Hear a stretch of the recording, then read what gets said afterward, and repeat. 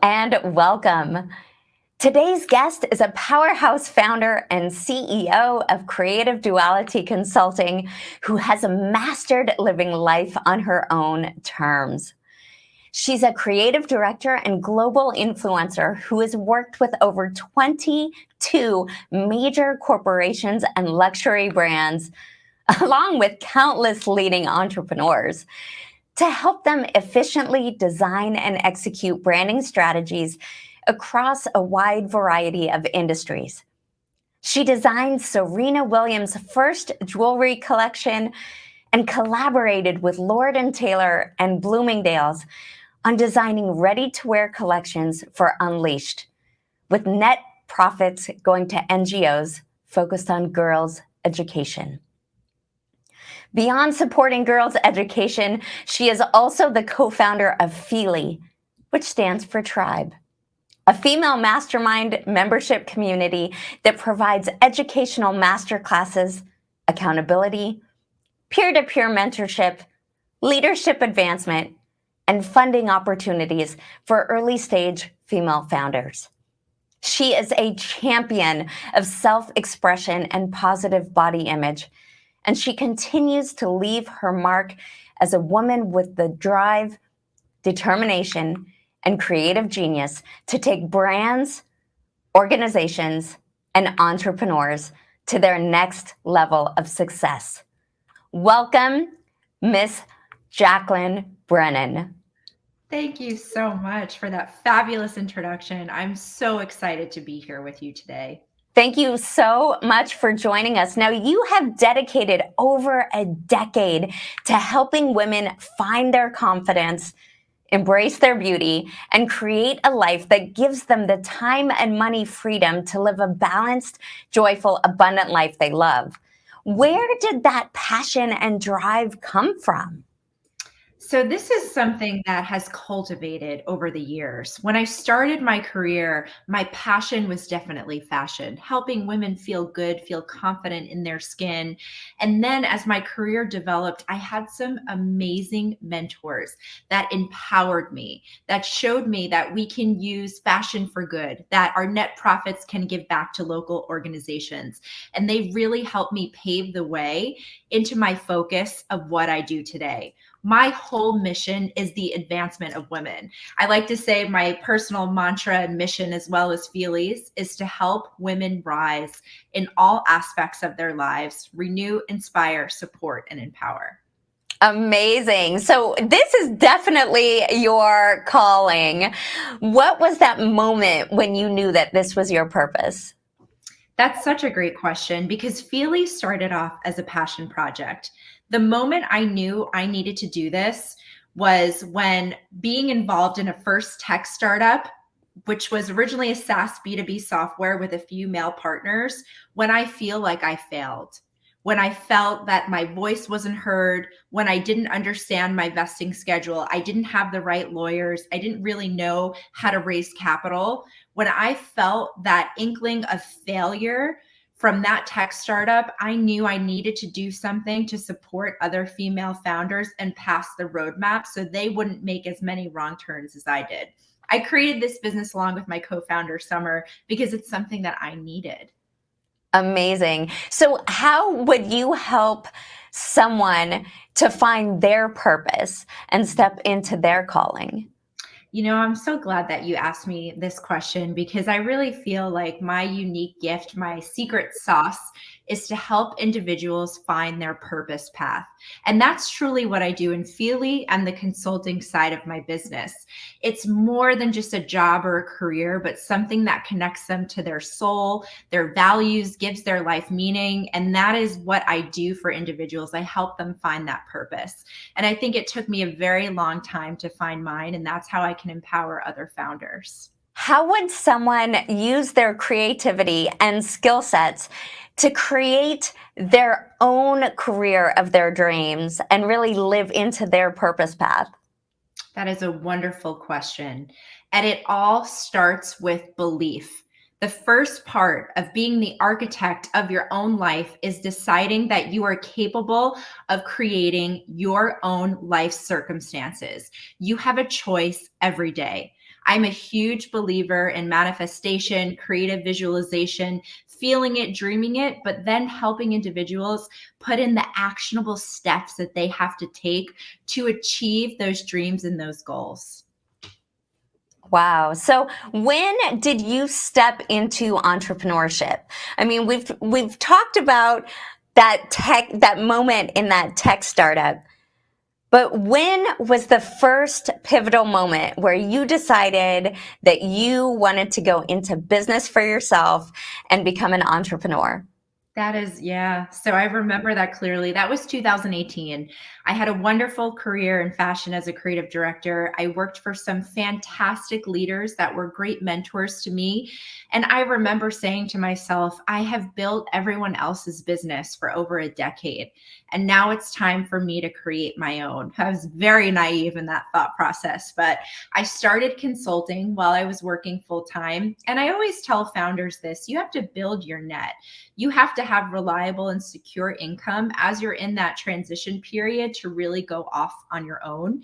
And I just remember feeling so invigorated, just really excited to dive into startup life. And I wasn't fully prepared for it, but I do feel like there are some interesting steps that one should take as they're in the midst of that transition to get to running a business full time. And I really think that's about financial planning, putting your team in place, and figuring out how you're going to sustain your income while you're in that transitionary period. So, what was the biggest obstacle that you faced and how did you overcome it? That is a great question. So, one, I can always say that I reframe failures into discoveries. Failures are so important in this journey of entrepreneurship. We need them to grow, to learn, to get better. I don't think that I made the right decisions when I was leaving my full time corporate job and going into entrepreneurship. So I learned from those failures and discoveries for my transition personally. And I really believe it was not agreeing or seeing eye to eye with my co founders, my male partners in this tech business. I didn't find my voice. I wasn't speaking up or advocating for myself, and I didn't feel prepared. So that was like that pivotal moment of feeling powerless, feeling not heard, feeling like I have a fire within me that's going to fuel this passion to help other women and to give back and find the mentors and resources, even that I needed to move forward in my career. So, what did you do to find your voice? What did you do to harness that fire in your belly and to break free and say, oh no, I am tired of being unseen or unheard or unvalued or disrespected? What did you do to find your voice and then to step into the bravery and boldness of using your voice and making that next transition? Yeah. So the first piece of it was that I believed in myself and that I can create the life that I wanted. I then made an action plan. I thought about what are the resources that we need as women? What are we lacking? I started doing research on it. I visualized it. I prayed on it. I meditated it. I dreamt it. I felt it. And then I started to look for opportunity. I started to educate myself to see what was on there on the market, what resources I needed, what classes I needed to join, what other groups were kind of out there and happening. And then I started to seek out mentors and literally start connecting the dots between what I thought I needed, what I truly need, and what was missing from my life. Absolutely. That is so powerful. Believe that you can, and then find people who are further along in your journey who can help you. There's no need to reinvent the wheel, right? So finding someone finding a community like Feely or finding a mentor who can say, here, take my hand, journey alongside me and let me help you go further faster while avoiding all of the costly mistakes that they have made along their journey. So now that you've done that, what are your biggest tips for staying in that alignment, staying in your power, disregarding, silencing the critic in your head, breaking through the limiting beliefs that may arise from time to time? How do you do that? Yeah. So the first piece that I want to start with is learning how to ask for what you want and what you need. Culturally and as a society, women are taught from a young age, don't ask for things. Be polite, say yes, say thank you, don't ask for too much, don't be too much, right? So the number one thing, my number one piece of advice is to start asking for what you want and what you need and accepting help from individuals. I really believe there's such power in making your ask and also being able to receive. So that's the first part I want to say. Another big piece of this is creating the structure so you can have the freedom that you want in your life. So, something interesting, an overall design principle, decision making structure consists of things like rules, agendas, mandates, and plans. When these things frame our choices, it frees us to focus on our substance of work. So, I always say, as a creative who manages more than one business, structure sets us free. It's creating those routines, those plans, and those structures that actually help us feel our most free and do our best work. Amazing. So, touching on structure, self care is critical. You need to fill yourself up before you can really effectively support your community, support your clients. So, what do you do to refill your cup? Yeah, that's such a great question. So, the number one thing that I do to refill my cup is my morning routine. I started doing this about 5 years ago, and I need it to keep my consistency and to refill my own cup before I can even start my day. I wake up early, I spend an hour exercising, I do 20 minutes a day of meditation, then I journal, and I really write through what are my goals or what am I going to achieve today. And I take a moment for gratitude. I do this almost every day, at least 6 days out of the week. I really try to stick to it. Sometimes it goes to shit or it's hard when I'm traveling, but I do my best. And that gives me the structure to then create, be present, be patient, and bring my best so I can show up for the work that I do. That's a big one. Another big one is taking time for myself, creating healthy boundaries, Yes. not sleeping with my phone, not looking at my phone first thing when I wake up, because then I'm just automatically reacting. It's setting my intention and starting my day, choosing to bring joy and happiness and gratitude into the moment. That's so crucial for me. And that took me years to learn how to do that instead of just going and reaching for my phone. And it's also about giving myself space and time to play, to think, to dream, to create, to travel. And as an entrepreneur, I know that can be really challenging because you feel pressure, you have deadlines, you have to get stuff done, you feel guilty for not always working. But learning that that time to just dream and play and create actually makes you a better leader. So I make time for that for myself too. I schedule it in my calendar just like I would a business meeting. Amazing. So to everyone out there in the audience who says, "Oh, I don't have 5 minutes in the day to meditate or to journal or to exercise or to go and play." What I hear you saying is prioritize yourself.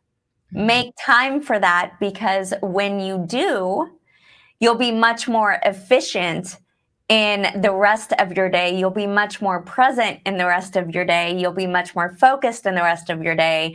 And you can actually increase the amount of time, metaphorically speaking, that you have. So I think that's really, really valuable. Now, what would you say to someone who says, well, that's all well and good? You talked about boundaries. You talked about asking for what you need. Well, what if I just don't know how to do that? So, what is something that you would say for that woman out there who is feeling trapped, who is unsure of how to begin the process of prioritizing herself, of establishing boundaries, of finding and using her voice? What can she do now?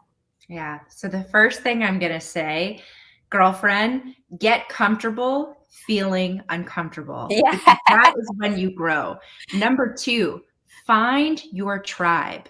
Find people that are going to motivate you, inspire you, challenge you, hold you accountable. If you don't have the funds to join a professional mastermind group, if you don't have the time, build your own tribe. Make an accountability group. Show up for the people around you, because together you move mountains. You're more powerful collectively. So find that group that's going to give you energy.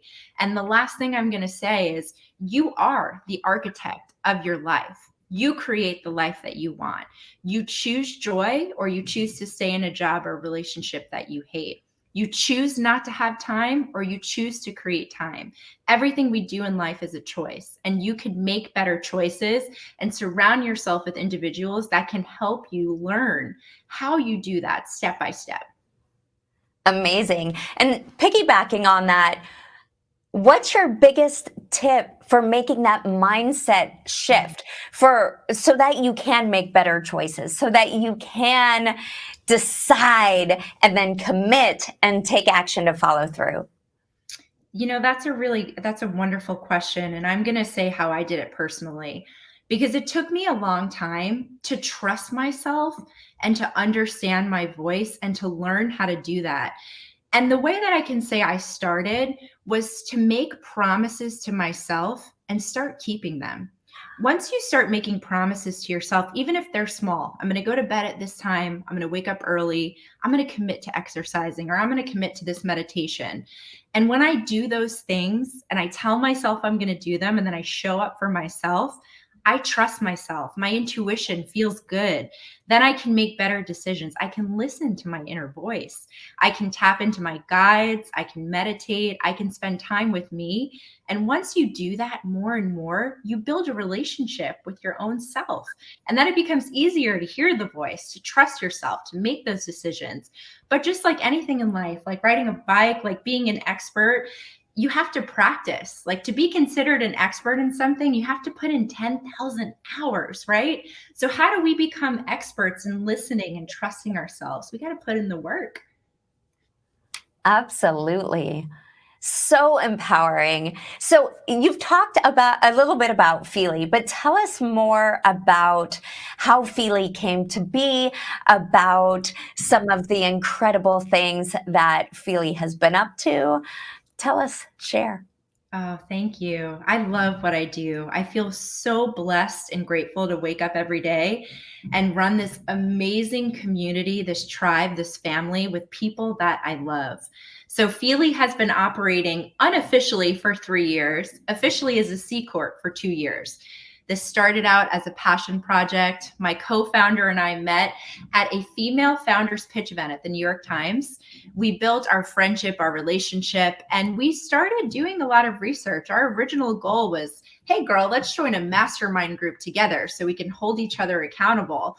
And we found that the average buy-in for these groups were $50,000 to $75,000 per year. They were really male dominated, and they only met once a quarter. And then we saw more traditional organizations, which are amazing, like YPO. You have to have 2 million in revenue and a certain amount of employees. Or you have organizations like Chief, which are also great. They focus on corporate executive women. But we found that there wasn't a lot in the space for early stage female founders, except your accelerators, which are all fantastic. But what's that starting point for women? How do you enter into that? How do you build your tribe and your community? We both needed it ourselves. So we started a product because we needed it. We never imagined how it would grow, how it would expand into a global business, 8,500 women globally. It has been an incredible journey to watch this idea of something that we both needed turn into something so much larger with a bigger global vision. And today, to this date, Feely has given over 150 free master classes. We've helped our women raise capital in their pre-seed, seed, and Series A round. We've prevented burnout for so many members. We've been there to support them in terms of life crisis or financial situations. We've supported over 18 local nonprofits financially through our active listening or Resilience to Rise series. And we're so excited. We're expanding into Shanghai, China, Q3 2022. So this is definitely a global mission. When we first thought of Feely, we were operating like a mom and pop shop, very one-off, focused on human connection, which we still are focused on human connection. But now I look at this as a global NaaS business, network as a service, that does have a true ability to scale 10x and make a huge impact in this world. So I'm very excited to see this journey and how we transition and keep helping early stage female founders get that support that they need to show up and do their best work in this world. That's incredible. And one of the things that I find most powerful about that is that all of this was done during COVID. For Feely to really have exploded over the last 2 years, that means that all of these female founders who are in your community have been able to weather the pandemic together. They've been able to pivot, to diversify, to build their dreams and their businesses because you started this and you have shown up so powerfully throughout this pandemic. So at a time when people have been silenced, at a time when people's communities have been disrupted, when their outlets have been disrupted, when businesses have been going down the drain and people have been getting laid off and there's been more and more isolation, you and Feely have been able to create community, create connection, and create this space for people to flourish. So I honor that. And what has been your secret sauce to do that during the pandemic? Thank you so much. So I'll start by saying nothing great is ever accomplished alone. We have such a powerhouse founding team. My co-founder, Summer Yanyi Lee, our COO and head of house, Catherine Seibert, our community manager, Maya Callens, and our digital media manager, Elisa Stratford. That's the core team. We have moved mountains together. And during COVID, we had two decisions. We closed shop, or we put everything we've got into this business and give it our all. So in March 2019, New York City shut down. We were operating Feely with in-person events only based in New York City out of Soho House, who was our pilot partner. And we made a decision. Within 24 hours of the shutdown, I winded up calling every mentor and amazing human in my life and said, would you just give 30 to 45 minutes of your time to give back and empower our community? We need masterclass sessions. We need to hear from leaders. We need inspiration. And we made this free for 8 months for everybody who wanted to be a part of it. Male, female, however you identify. We just decided to lean into community, make it free and open for everybody, and just keep pumping value at a time that was so tumultuous and tough for so many of our members. After COVID, we really leaned into our business model. And I don't even want to say after COVID because we're still going through COVID. There's still so many unknowns, but we really transitioned into 2 products for Feely. One are closed cohorts, year-long commitment, small groups of up to 10 women, and our fully virtual online subscription community. So we really dived into a strategy and a plan. But before we did that, our number one thought process was just, how do we give back and make impact for these people? That's service first, right? Always. Show up and serve, put others first, and it comes back. So I love how Feely is growing. And you mentioned that on the horizon is Shanghai, China. What else is on the horizon for Feely?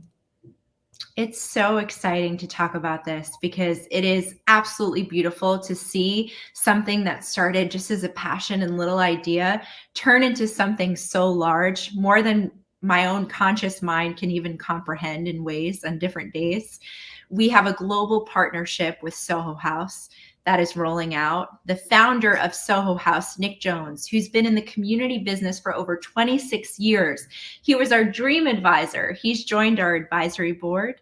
We are building and scaling our cohorts in such unbelievable ways. We are now rolling out a new tech platform for member communications, for our curriculum, for our group facilitators that join Feely. So we're expanding our team in a huge way, and very thrilled to talk about China. My business partner, Yan Yi Li, she goes by Summers, from China, and Shanghai is rated top 5 cities globally for female entrepreneurship. So they are ready for it. And we are so excited to enter this huge market. That's amazing. Now, what would you say has been the biggest challenge that you've seen within your community? What are the female founders really struggling with? And what has been the smallest hinge that has swung the largest door for them in navigating those challenges? You know, it's so exciting to see when members first start their first quarter in Feely and what it looks like 12 months later. So we have a 92% retention rate from our founding members. So our members stay with us and grow year after year. When they first join Feely, the women that enter the room are quiet, not as confident, not as empowered, don't know how to ask for what they want and what they need yet. And when we watch them grow and gain that confidence and that power, it's like you're literally speaking to another person. So I would say the obstacles that we see when they start are surrounding imposter syndrome, raising capital, knowing how to ask for that, and just feeling confident being a leader or leaving their full-time job into entrepreneurship full-time. Those are the things that we see our women struggle with. But within the first 2 months, throw that out the window because they gain a global community of support. They feel empowered, they feel confident, they feel ready. And that work is so purposeful. Absolutely. So, what's your biggest tip? Because imposter syndrome is probably one of the largest obstacles that people in the entrepreneurial space, the coaching space, the speaking space tend to face. So, how do you navigate your members through imposter syndrome? Well, we actually have some amazing master classes on imposter syndrome in our content library for Feely. One that was led by a wonderful coach and dear friend, Karen Eldad, that I can share. But I would like to give a very simple solution, even for myself, how I work through imposter syndrome, because we all have it. It's there. I have my days as well. And I simply have a note in my cell phone that I will look at when I am feeling not my best, to remind myself what I'm capable of and what I have achieved. And I write this little note to my future self. And I look at that on those days that are really tough. And I remind myself of my power. And I also want to shout out one of our cohort members in our Icons cohort, Katie Fink, who does video recordings of herself. And she'll probably do this once a week or once a month. And she'll say her mantra and she'll remind herself her strength, her power, and she'll play her own voice to herself. And that helps her conquer imposter syndrome. So that's something we've all been doing because it's peer-to-peer mentorship. We learn through each other. And those have been some helpful tools on how you can just deal with it daily. Those little notes, those little reminders, those voice recognitions on you are strong, you are capable, you are powerful. Look at what you've been through, look at what you can achieve. And that really helps. Those are really powerful, easy to implement, actionable tools. So you've given us so many golden nuggets already that people watching can implement immediately. You've got make a decision, decide, commit, take action, set up a routine, stick to your routine, make it a non-negotiable, commit to your routine. Leaving yourself notes, the voice recordings, that's all so, so powerful. So, what is an actionable tip that you can give for people who might still be caught up in the external, might still be caught up in living to satisfy other people's expectations or their other people's demands, other people's beliefs? What would you say to them to shed that so that they can come home to themselves and decide for themselves who they are, what they stand for, and how they want to show up in the world? They have to make a choice to believe that they are capable. We are all capable of greatness. We were all created with a special gift, a talent, an ability. That's what makes each of us unique in this world. So, number one, believe that you're capable. Number two, write your plan, create a plan, stick to it. Take actionable little steps every single day to get closer to your plan and to your vision, whether that's setting better boundaries for work, advocating for yourself as you're growing your career, finding your mentor or your accountability partner to just help keep you on track, and just keep educating yourself. Read things that help you grow. Get comfortable feeling uncomfortable. Believe in yourself. Keep those promises with yourself every day because that's how you grow. It's a constant learning process. We all don't know it all, right? Every day we take little steps to get better. And what steps are you taking to continually evolve and to make progress along the plan that you have for yourself? Yeah, so I'd say first of all, I'm my hardest critic and the person that really holds myself accountable. It's challenging feeling weight and pressure to be on, to be looked at as a leader or a role model sometimes. I have my days where it's quite challenging for me too. And I surround myself with experts and individuals that help me show up for me. So that's therapy, that's having a fitness and nutrition coach, that's having my amazing group of friends that I exercise with in weekly classes. And that's having my team and my partner to really check me, my love and life partner and my business partner, to say, you know what? You're a little stressed out this week. I think you need a break. Time to put your computer down. Or, just to say, spend some time, take a walk, put your phone down. We all need those reminders, but I surround myself with those people who are going to call me out because sometimes I need it too. That's so important. Surround yourself with people who will call you on your stuff, Yeah. who will put the mirror up to you when you need it, and who will do so lovingly. Um, Such an important takeaway that I think everyone can keep in mind. So, what's next for you this year? That's exciting. That's exciting. I would say I'm not much of a resolution maker for New Year's. I'm an intention and a goal setter. So I have so many personal and professional goals for myself this year. Personally, setting boundaries, taking more time for play, even more time to have fun, to enjoy, to unplug, to recharge, to plant my roots in this new city of Austin, Texas, and build and grow my own family. That's really exciting. Professionally, to show up, to continue to show up for my clients, for our members, our investors, our advisors, to be a true leader, to walk the talk and put the action and the steps behind it. I also have some really exciting projects that I'm working on, that I can share more about in the next few weeks in the NFT space that are very thrilling for me because I love to educate myself on new technology and what's happening in the market. Sounds like a lot is coming down the pike. I can't wait to hear all of the developments. It's going to be an epic, epic year for you. So now let's fast forward, and it's coming toward the end of a life best live.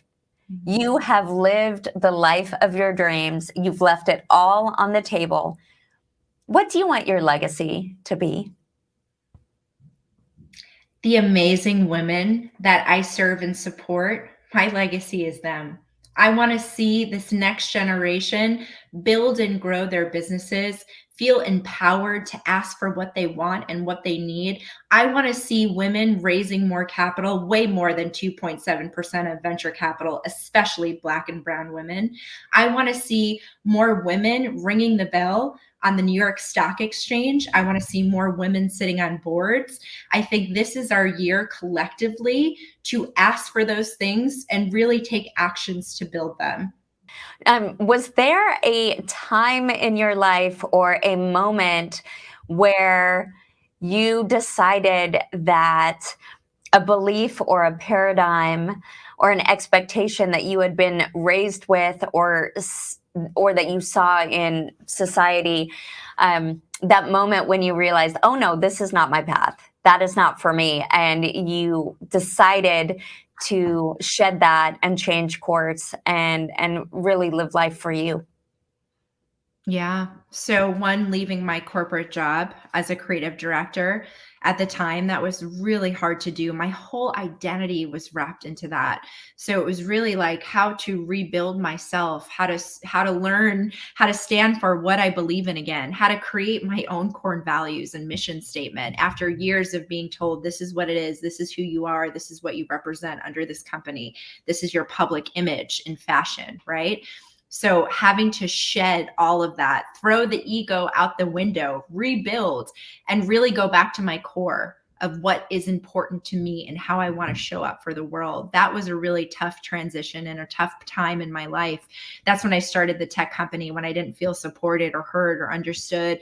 And then shedding the ego of this past life as a creative director being a big deal, people knowing who I worked for and who I worked with. So that was a challenging time. And it was also very humbling. Yeah.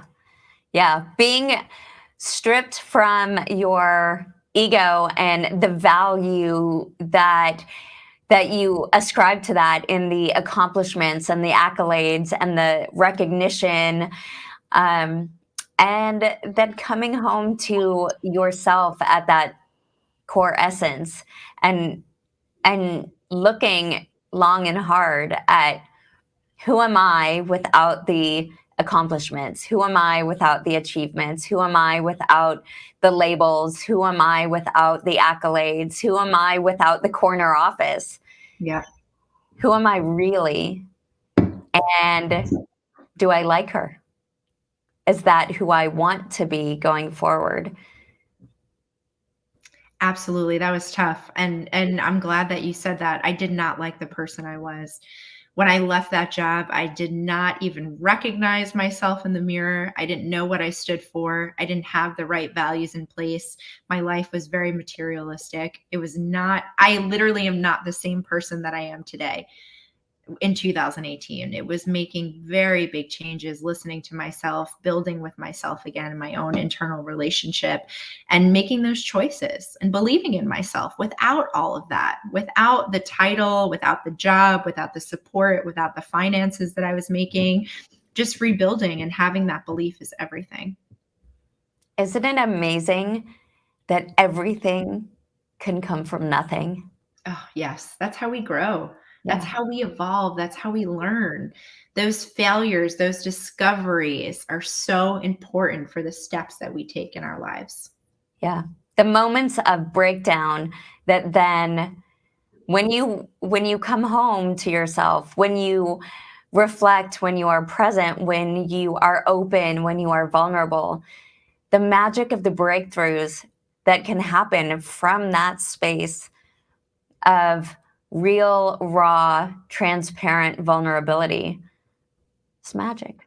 It is magic. It is. Absolutely.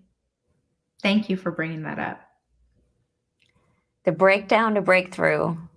Mm. Would you say when you left your corporate world and really had to examine who you were, whether that was the person you wanted to be and how you wanted to go forward, was that your breakdown to breakthrough moment? Absolutely. That was one of them. I've had many in my life, as I'm sure I'll have many more, but that was a big one. That was a big one. Shedding the ego, rebuilding, starting from nothing again. That was a huge breakdown to breakthrough moment. But that's And where the what, magic happened. That's where yeah. Feely came from. That's where this little idea that we had to start a mastermind group for women in New York City turned into a global community of 8,500 women. I mean, those are the moments where we make decisions on how we're going to show up and how we're going to believe in ourselves. And that's truly where the magic happens. Yep. When you come home to yourself, you get super clear on who you are, what you stand for, what you want your values to be, what you want your purpose to be, and then bring yourself into that alignment and then show up fully and powerfully, unapologetically as you, as the force that you are, living in that alignment, living in your true passion and purpose and calling, and then serving from that place. Absolutely. That's what it's been really about, putting the community first, building and even scaling with the community in mind and how we can magnify that impact through growth and scale, taking investment, speaking to VCs as we grow and scale Feely. I mean, we always have that human connection and community in mind. It's the foundation. It's the foundation of everything. In your wildest Absolutely. dreams, where do you see Feely? In my wildest dreams, I see myself and my team up there in some fabulous orange, Feely orange power suits, ringing that bell, doing a IPO on the New York Stock Exchange, making this a global publicly traded company. And so it is. Talk about living life by design. Talk about being free by design. Talking about creating a life that you love and taking thousands of women along the way, helping them create the life that they love, helping them be free by design, having a life that they love, that's a life on their own terms, that gives them the joy and the balance and the time and money freedom to be all and have all that they desire. I love that. And if you wouldn't mind, I'd love to end with my personal mantra. This is something highly personal that I say to myself every single morning after my meditation, and I'd like to share it with you. God is working through me now. I am filled with creative energy. I have everything I need within me. The universe always provides. Yes. Amen. Yes. Thank you so much for what you do, for showing up in the world, for creating opportunity, for supporting so many. The ripple effect is profound. So thank you for showing up for yourself in that moment of transition when you stripped away the accolades and came home to yourself. Thank you for recognizing the light within you, for honoring your call, and for serving so powerfully.